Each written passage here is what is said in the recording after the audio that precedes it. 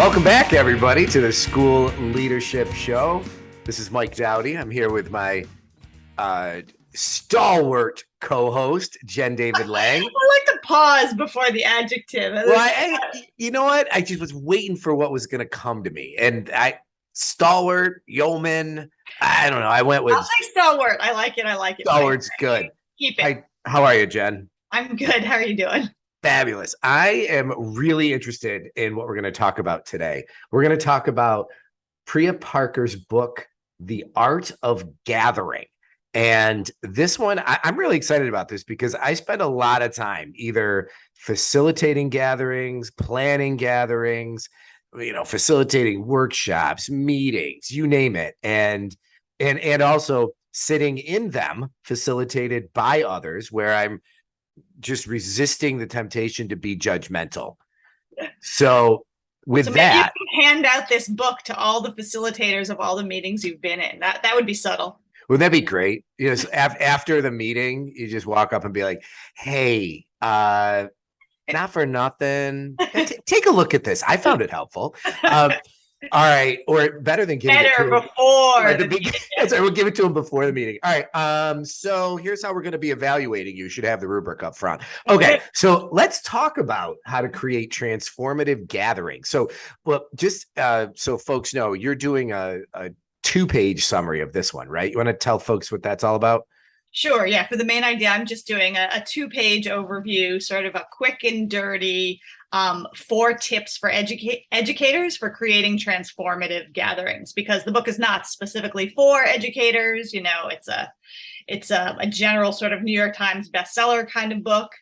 And I wanted to highlight this for educators because there are so many ways that we plan gatherings, right? There's a regular staff meeting, there's a PD workshop, their teacher team or PLC meetings. In fact, every time a teacher plans a class, that's a gathering, right? That's one moment in time that will never happen again, as they say in Japanese, ichi go, ichi-e.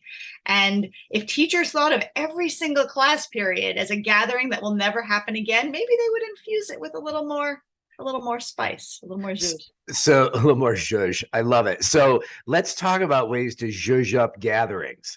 What's Priya Parker have to offer us here? All right. Well, first, to find a specific purpose, right? If you've led schools, you've asked teachers to find an aim, to design their lessons around an aim, right? But we really need to think of the purpose of a meeting. And everyone's thinking, of course, I know what it is, but we often don't really get specific, right? You're planning a birthday party, you think, cake and candles, or Priya Parker says, you're planning a board meeting, you think, one round, brown, oval table and 12 white men. But you don't really think of what is the purpose under. So think about this in education, right? Back to school night. Oh, the parents come, they do this or that. You don't really think about it. So imagine digging a little bit deeper and repurposing the back to school night as a way to really help bring in families as partners, right? What about thinking of a PLC meeting as the purpose is to help teachers take ownership of the learning over all the students in their grade, right? How about math class, right? You and I have both been math teachers. Usually we think the aim is something to do with X's and Y's, but no, what if we want to empower students to believe that they have true math abilities even when they struggle? So there's just a lot of ways to get more specific about what the purpose is. It helps. And some of the ways to get more specific that she suggests, one is you zoom out, right? Imagine this from 10 years from now or far away. And what's a larger, bigger purpose? So instead of a chemistry teacher saying, yeah, my purpose is to teach chemistry. No, my purpose is to give young people a lifelong relationship to the organic world, right? Think about that. That's a much more exciting class, One suggestion is, I know a lot of us in education know the 5 whys protocol, where you keep asking why to drill down to the purpose. So let's think about curriculum night, right? All right, you have a staff meeting. Let's do the 5 whys. Why do we have curriculum night? Well, because we've always had it. Right? Why? To explain the curriculum to families. But why? Because we think they don't read the internet. Because they don't read what we send home. Right. Well, why? so we can form a true partnership with families in educating their children. Right. That's the worthy purpose. So if we were to really think about the PD sessions, the staff meetings, and get down to a much more exciting and meaningful purpose, that would be helpful, just like Well, for our lives. Yeah, go and, ahead. and even thinking about that, I think forcing the five whys and the questioning of the purpose of any kind of gathering is an important exercise for any leader, I think, because we just did it. So I have a bunch of standing meetings with the folks that I work with. I have one-on-one meetings with the people who report to me. I have the senior leadership team. I have the sort of next level of managers. And when it came time to put those dates, those repeating dates on the calendar, I went to each group and I said, listen, when I got here, I inherited this structure. We've done it for a couple years. Is this what we should be doing? And if it is, let's get clear on why do we have these meetings and when is it okay to cancel them? And I think that gave people the space to say, I was certain a couple of them were going to be, yeah, we don't need those executive team meetings anymore. And I was thinking, great, more time. And to the person, they came back, well, we still feel like we need them. I said, okay, why? Like, what are the things that we're going to talk about in here that this is the right group for, that it has to be a meeting, that it isn't an email or a message in WebEx Teams? And it was an interesting conversation, just getting at, why do we do this stuff that we've always just done? And I think people probably appreciate that, right? Because educators are busy. They don't want to meet for the sake of meeting. So that you were pushing them to really think about a more compelling reason to meet and not just have a memo, a text, an email, a newsletter. It's a great question. So let's so assuming folks have identified the purpose, and I would imagine clearly communicated it to the folks who are participating in the meeting, because does she talk about the importance of doing that? About communicating it? Yeah. Yes. And she says actually that the meeting starts as soon as the announcement goes out, but we're going to get to that. Okay. She definitely does talk about that. Yes. All right. So the first thing is to find a specific purpose for the meeting or identify it. Then what? Then the second thing she says is to be an active facilitator. So she gives an example from our personal lives, right? You throw a cocktail party or a party you have friends over, and we kind of think, oh, I should just be a chill host, right? I'm not going to make anybody do anything. I did all my work. I sent out the invitations. I bought the canapes, right? People are here. That's it, right? And so we think, oh, well, in education, it's different. It's not all that different. Sometimes we write the agenda. We make sure everybody's there on time. We know at the first meeting of the year, we set the norms, and then we don't really enforce the norm. We don't really take an active role. We're a little bit afraid to wield our power, right? And she's saying, don't be a chill facilitator, be an active facilitator, because as she said, and I love this quote, freedom for the wolves has meant death to the sheep. I like that. You and I know, right? What's it like to be in a meeting where one person is talking and talking and talking, right? We're slowly dying on sheep. So we do want an active facilitator, right? We want them to hold to the structure of the meeting and give everybody the time that they deserve to speak and not have one person dominate. So she talks about two ways to be an active facilitator. First, you want to protect and equalize your guests, right?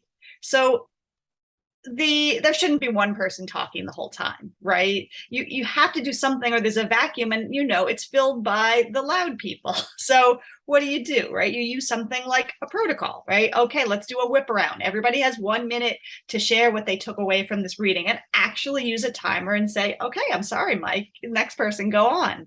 So really to equalize the guests. She talks about how at the Alamo Drafthouse movie theaters, we have one in Brooklyn. I don't know if you have one, Mike, but they do this ad at the beginning of the movie theater where they say anybody who is on their phones, texting, making noise will be kicked out. And they actually do it. They kick people out of this movie theater. And you think, oh, how awful to treat one person like that. No, how awful to make all of us listen to a side conversation in the entire theater. No, they actually kick those people out. I love it. I love it. So you want to equalize your guests. You want to make sure they have enough time to speak and be heard. And then the other thing is you want to connect your guests. Now, obviously, we don't have guests in schools, but we assume our teachers, our leaders, they know each other. No, we want to think about the people, right? when you think about planning a party, you think about, the plates, the napkins, the centerpieces, but do you think about how you're going to connect these two people who have never met before in your house? So think about at your meetings with your teachers, with your leaders, how can you connect them to each other, right? Do you do a quick connector where everybody goes around and says something to each other, walks around the room? Do you pair people off and give them a conversation starter? What do you want to do to fuse people, to really create a sense of connection? She talks about how at one conference, for every different activity, I think like 7 different activities, she put people at different tables and had them, connect and introduce themselves before each activity. So they got to be with 7 groups of people. And the participants left this conference feeling like they'd never been so connected before. So going back to before about having a clear purpose, right? So if a back to school night, one of your purposes is to connect parents so they have resources, right? What do they do if they don't understand the homework and they want to reach out to others? So if that's your reimagined purpose, so imagine that you would put more time into a back to school night planning turn and talks rather than planning for the right snacks, right? So that's what she's saying. So connect your guests, connect your participants, and really equalize them. That's a way to not be a chill, but be an active. And that's what I know you said this isn't a book necessarily about gatherings in education, but that's what we know about good instruction, right? All those strategies for involving all students in a discussion, have them everybody respond to a prompt in writing first and then discuss or think, pair, share. So all these things that we tell teachers to do, that's good pedagogy. I mean, it does kind of make sense that it would work with adult learners too. Yeah, absolutely. Right. Or, in a staff meeting, just pair up with someone. Maybe some teachers don't know anybody, right? Same way we think about our groups when we put kids together, students together. So why not think about some thoughtful groups for the teachers, right? Everybody pair up with someone, you haven't had a personal conversation with in the last 2 months, right? Get to know your colleagues better than you do. So we've got identifying the specific purpose for the meeting, be an active facilitator, then what? Give it some spice, right? She says, first start with the openings and closings. So I don't know, Mike, if you've ever read the Heath's book, The Power of Moments, but they talk about this, that people remember the first and last few minutes of a meeting and also the most climactic moment. But what do we use the beginning of meetings for? Announcement, the person with the white Honda, your lights are on in the parking lot, right? Or how do we end our meetings? Remember, the next meeting is 3:30. Like, those are all memos. Yes, we need logistics, but they don't have to be the beginning and the end of a meeting. So start with something that's inspiring, a poem, a quote, a pledge. We all pledge to, get our students over the next literacy hurdle or whatever it is. I ran a mastermind meeting with my colleague once, and we had and the theme was, how do you get your staff to reignite their spark? And we had everybody send in a song ahead of time that they listen to pump themselves up when they're feeling blue. And so we put together a song list, and we had the song list playing as people were coming in, right? That's a different meeting. I love it. Ended with Amanda Gorman's The Hill We Climb. Remember from Biden's inauguration. It's incredibly inspiring. I suggest people listen to it again. You can hear her. We had her, recorded. She didn't come to the meeting. So what are some ways that you can spice up your beginnings or your endings? Also prime your guests ahead of time. At this mastermind meeting, we sent home these shiny red packages in the mail with, very inexpensive hot chocolate mix, one thing of tea, a couple of sucking candies, just a few things that related to the theme of the meeting. Nobody gets mail anymore. They got a red package in the mail that cost us less than $1, and they were excited for the meeting. So, prime them from as soon as they know this meeting is happening. Priya talks about at one holiday gathering, someone wanted everyone to come in with good cheer and conversation. So they had all of the guests send in 1 or 2 personal photos. And then the guests had put the photos into like a holiday tree. So everybody came and saw their photos of their happy moments, and it gave them conversations and connectors. And it just made the meeting light and cheerful.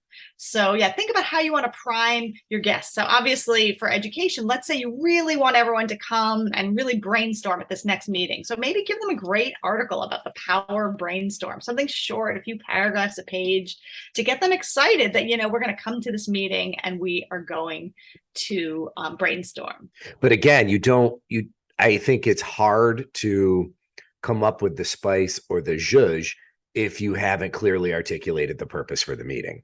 Which is exactly what I'm hearing you say. Like, okay, the purpose is brainstorming, so let's get people excited about brainstorming. Yeah, makes total sense. Exactly. All right. Photos on the tree were because of good cheer, not just for photos. Right. She also says create an alternate world, right? Which I really like this, particularly for staff meetings with teachers, right? All day you're in a classroom with kids, right? Create an alternate world. Maybe have the staff meeting outside, or maybe you're tired of that from COVID, but try to make it a little bit different. Call it something different. Don't call it the staff meeting. Invite them to the idea lab, particularly if you want to brainstorm. And then have some pop-up rules that exist just for this event and not for any other time. So she gives some great examples in the real world, how at one dinner where there's different generations who have different ideas about tech use, have the rule, you pull out your phone, you foot the bill for the restaurant, right? Or a mom's group where they wanted to get together and be people and not moms and not focus on their kids. So it's like, you talk about your kids, you take a shot. So now I know we're not doing this in school. We're not doing this in schools, Mike, but just the idea of just like, what about some kind of funny thing where if someone comes in late, you do something funny, but different kinds of rules or different kind of alternative space so it feels different. Maybe you meet in the cafeteria, but like pull them away from the everyday if you want them to think creatively, be different, share a different side of themselves. Don't always meet in the staff room all the time. I love it. And that, that idea of, protecting and equalizing your guests too, I think it harkens back to that a little bit too, really getting people so they feel comfortable and invested in the group. So spice it up. So, okay, so we've got finding and identifying the purpose, being an active facilitator, spicing things up a bit. Then what? So the fourth tip that I have for educators from this book is to get beyond a culture of nice, what she calls have good controversy, right? So we know in education, we get stuck in this culture of nice, and it's hard to make change. It's hard to move forward when we're just all being super polite and not sharing, what's really on our minds. So in order to, and this is not every meeting, right? You're not going to have your end of year celebration be about getting beyond a culture of nice. No, it's usually when you're trying to change things and improve things. So you can't just do this spontaneously. First, you have to fuse the people, like we talked about earlier, really making sure they're connected. They know something about each other than, this colleague teaches 7th grade algebra, right? So you got to fuse the people ahead of time. And continue those kinds of activities, or give people an opportunity to really come in and share their stories, share a story. You could say, come in and share a story no one has ever heard about you before. But you really want people to be fused. And then you want people to be real. And I would say the first thing to get people to be real is for you to be real first as the leader, for you to show some vulnerability, as Brene Brown would say, right? If you come in and let's say the topic is, you want some real new thinking around writing, and you come in and you tell a story about completely bombing when you started your career, the teaching of writing, and you had no idea what you were doing, right? And kids scored miserably on the state test or whatever, share some vulnerability, share your own stories.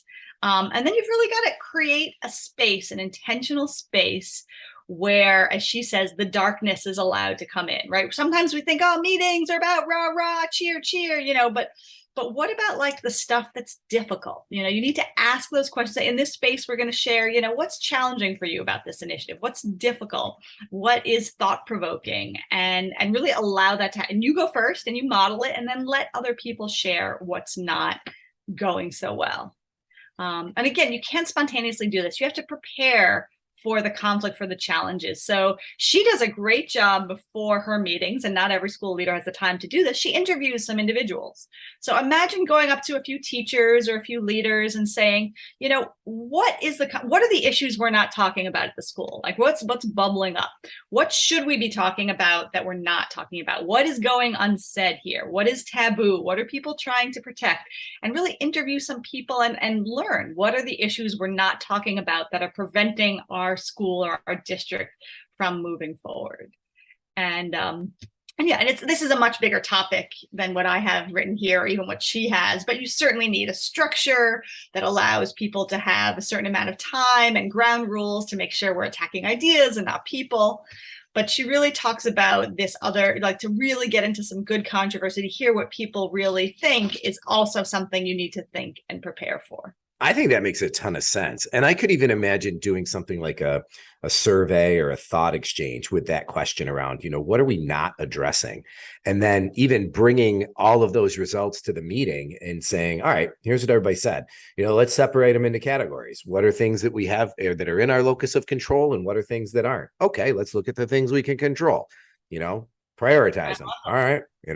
I think meeting right there. Yeah, that's great. Yeah. And I think you're right. And I think there is just, and I have fallen into this trap before where meetings, particularly ones that recur, become almost perfunctory to where you're not even preparing for them. You're just sort of showing up and then kind of figuring out as you go, which, maybe 80% of the time you can get away with. And it's okay. And the organization keeps moving forward. But, when I think of the good trainings and meetings and, gatherings that I've been in, they haven't just been serendipitously engaging. Like somebody paid attention and planned, and that's why it was good. Yes. And, the same way we ask our teachers to backwards plan, right? Mm-hmm. When they're unit planning or lesson planning, where do you want your students to be at the end? Imagine if we asked that, but we really asked it about how we want people to be changed. How do you want people to be different because they gathered here today? And I think that's a powerful question, because often when we plan PD or staff meetings, we think about like technical changes, right? Instead of teaching math this way, they should do it this way, or right, instead of grading this way, it should be that, right? But really, all of our behavior comes from our thoughts. So the hardest thing to do is change the thoughts and ideas of our educators in our schools. How do you change mindsets? Well, it starts by thinking, how do you want them to think differently by the end? And I think that's a great, it's almost the idea of a call to action at the end of something.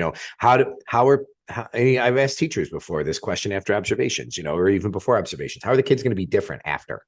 Yeah. What's going to be different for them? And if the answer is, well, nothing, they can just add a little bit better, or now they know how to solve quadratic equations.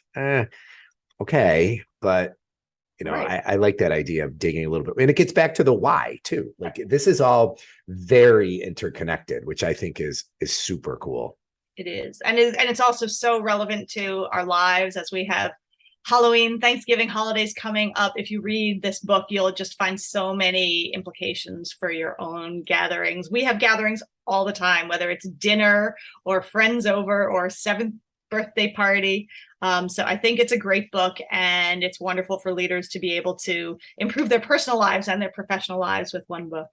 Well, and the book is? The Art of Gathering, How We Meet and Why It Matters by Priya Parker. Jen David Lang, again, thank you for another spectacular interview. The depth of your knowledge knows no bounds. And this was great. And actually, we remember to hit record on this one. We did forget on the last one. We'll be honest. We got to share our vulnerability, Mike. Yes, our vulnerabilities. It's all squarely on me. I am the one who pushes the button. And actually, you could probably push the button too. I didn't see the little recording on top. That's my fault too. We were a little overworked, but now we have fresh minds, fresh new school year. Yep. So eventually there will be another podcast coming out about a different book that we're going to record when we remember to record. But anyway, Jen, thank you again. As always, another fabulous conversation. And if folks want a copy of this short 2-pager, they should email you. They can send me an email. Yeah, absolutely. Fantastic. All right, Jen, thank you. Thank you. Thanks for listening to this episode of the School Leadership Show, a podcast for aspiring and practicing school leaders. Send your comments, questions, and show ideas to me, Mike, at schoolleadershipshow.com. And please consider rating the podcast in iTunes and leaving a comment. And definitely pass the show along to your colleagues.